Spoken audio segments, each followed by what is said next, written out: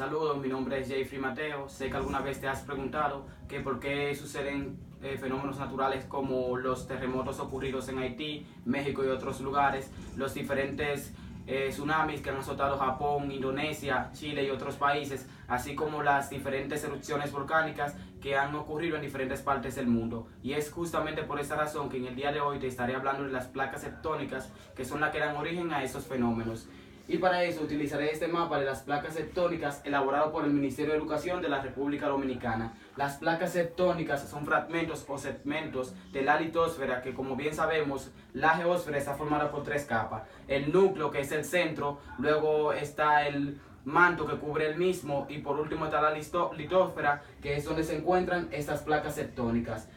Como vemos en la parte superior de este mapa, hay dos mapas insertados. El primero es de la deriva de las placas, donde establece que al principio todas las placas estaban unidas y a pasar del tiempo se fueron separando hasta que la Tierra tomó la forma que tiene en la actualidad.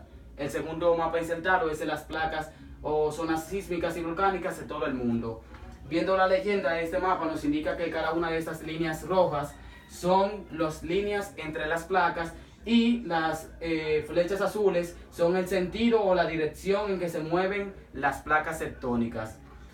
Existen dos tipos de placas tectónicas, las placas oceánicas y las continentales, y como pueden ver en el mapa, los diferentes nombres o toponimias de las mismas.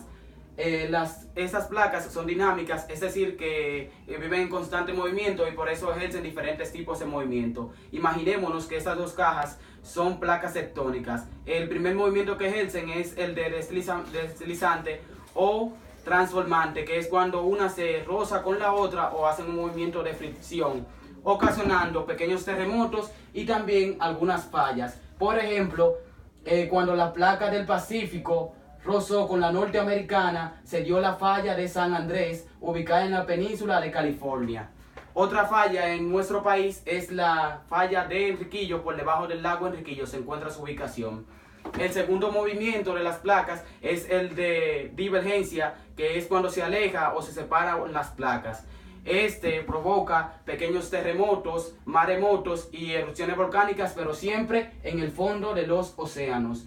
Estas a su vez ocasionan lo que son cordilleras submarinas, también conocidas como dorsales. Un ejemplo de esta es cuando la placa norteamericana, que estaba unida a la placa euroasiática, se separaron y dieron origen a la dorsal del Atlántico.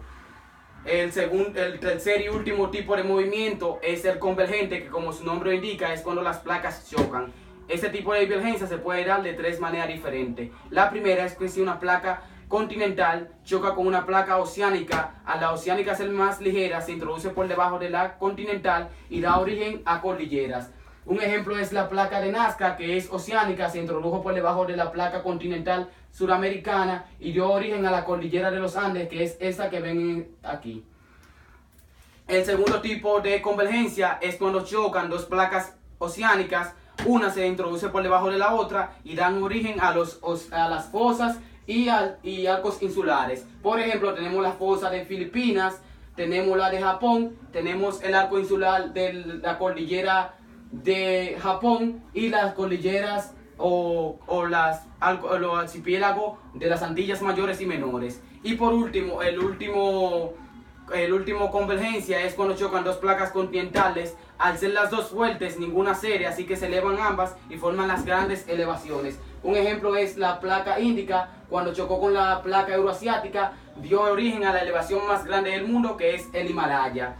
Es importante resaltar que las tres convergencias producen terremotos, tsunamis y erupciones volcánicas catastróficas, y que es importante estudiar las placas tectónicas porque esa nos ayuda a comprender la estructura de la Tierra, la estructura geológica o interna de la Tierra, nos ayuda a conocer mejor los diferentes fenómenos que pueden ocurrir, así como también entender que en un momento determinado las placas pueden cambiar de posición y cambiar la forma que tiene la Tierra en la actualidad. Muchas gracias, estuvo con ustedes Jeffrey Mateo.